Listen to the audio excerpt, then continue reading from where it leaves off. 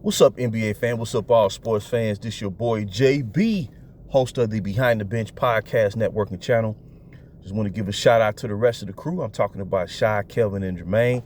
For everyone who's tuning in, I hope that you support Behind the Bench, become a subscriber, and help make this show the best that it can be. Now let's talk about this young brother right here. I'm talking about James Wiseman, man. Let's get right to it. James Wiseman, he's a young man in the league. He was drafted number 2 selection in 2020 by the Golden State Warriors. And I had to say, man, it's been an enigma as to what's been going on, man, because, see, this is what I'm talking about. Like, this is 2023, and the NBA is trying to, produce this structure where you can win and win successfully by employing what they call positionless basketball. And to me, when I think of that term, positionless basketball, I don't see how it can lead to winning. I think it causes a lot of chaos, and then what happens is teams that rely on that, they tend to shoot exorbitant amount of 3-point shot attempts per game. But me personally, I think it's just as they call it, a fad. I don't think it's going to last long. But James Wiseman, to me, has been caught up in this dilemma, and it started in Golden State. Golden State, they built championship success. The perception is by superior 3-point shooting, but it's more than that. They're 2 of the all-time greatest shooters, 3-point shooters, and Steph Curry. He's the all-time leader in 3-point shooting, and then Klay Thompson.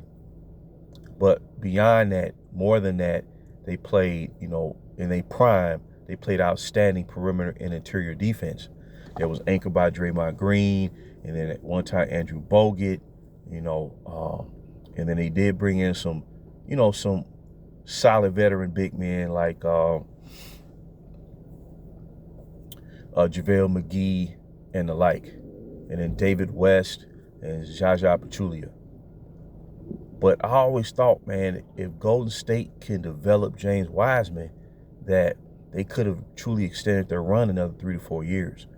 And for whatever reason, now, there could be questions about work ethic or whatnot. But when you're young like that, when you draft him, he only played 1 year of college. I don't believe he played a lot of basketball coming out of the University of Memphis. He didn't really play a lot of basketball to begin with.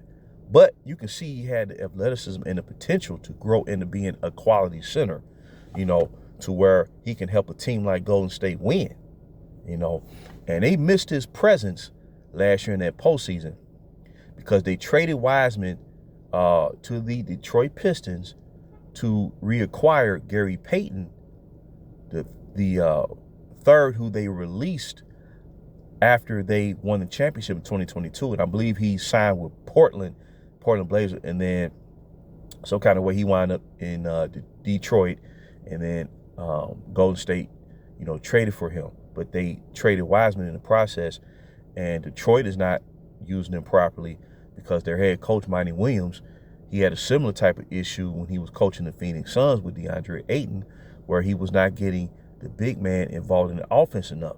And that's what hurt the Phoenix Suns in the playoffs in 2022 when they lost in 7 games to Dallas. But I believe the tide is turning, like I said, with what the Denver Nuggets achieved this past season, winning championship around the amazing talent and greatness of Nikola Jokic, averaging a 30-point triple-double throughout the playoffs. And I'm not saying James Wiseman is on that level. What I'm saying is if you work with him and develop him, I can see him becoming a 16, 18-point per game scorer, but you have to develop it. It takes time, and because the center position has been devalued, over the past decade or so. But I do believe the center position is resurging, and regaining traction. And I spoke on that last week in the video that I did about the center position in the NBA. Now, if Wiseman had been drafted in the late 90s or early 2000s, Like around the time that Kwame Brown, now that was during the time where high school players were being drafted to the league.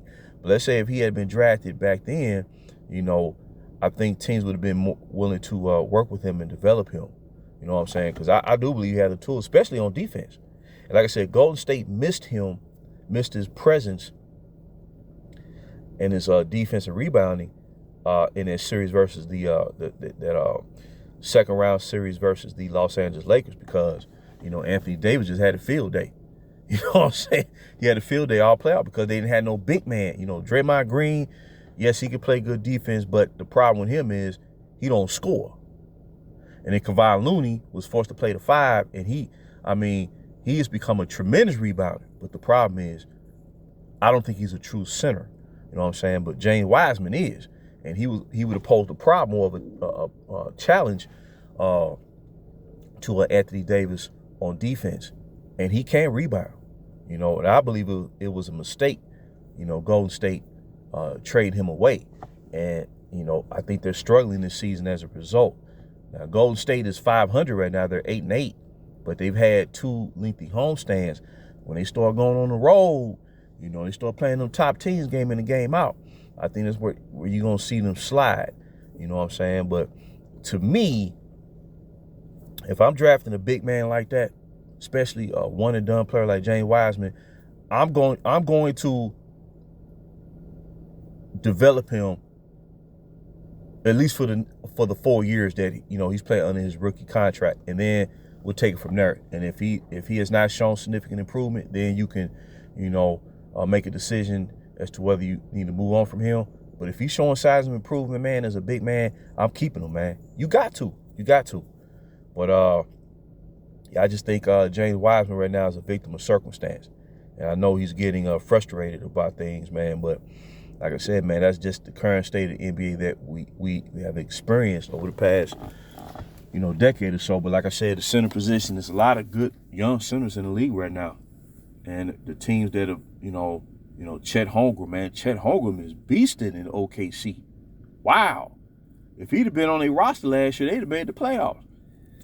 Apperin, Sengun down there in Houston, you know, it's a lot of good young centers coming up right now, you know. So, but yeah, I just wanted to throw that nugget out there, man. Hopefully, you know, James Wiseman can go to another team, man, that's better, and they'd be willing to, you know, incorporate him into their scheme, particularly on defense, man. I think he can help teams win. I really do.